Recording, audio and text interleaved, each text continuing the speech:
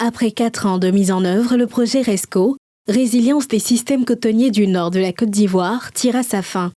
À cet effet, l'Agence française de développement a initié une visite dans le bassin cotonnier du 20 au 22 janvier.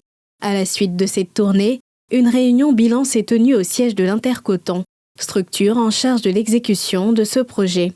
Le représentant de l'AFD s'est réjoui de cet engagement aux côtés de la filière coton ivoirienne. On est ravis de pouvoir travailler en collaboration étroite avec l'État de Côte d'Ivoire dans le soutien de cette filière coton, parce qu'au nord du pays, c'est une filière capitale qui a en fait un effet de levier sur beaucoup d'activités. Quand par exemple on accompagne la motorisation, la mécanisation via les bœufs de trait ou des tracteurs, on aide aussi d'autres systèmes de culture autour du coton. Il y a aussi des cultures vivrières donc c'est important de pouvoir maintenir ce soutien.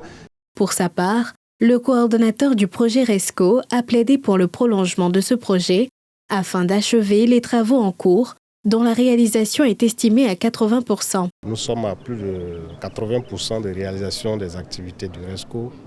Nous avons pu atteindre un bon nombre d'indicateurs et il faut aussi le signaler que ces 3 dernières années, la filière a subi des attaques d'un ravageur qu'on appelle les jacides. Et cela a enrhumé plus ou moins les résultats qu'on attendait.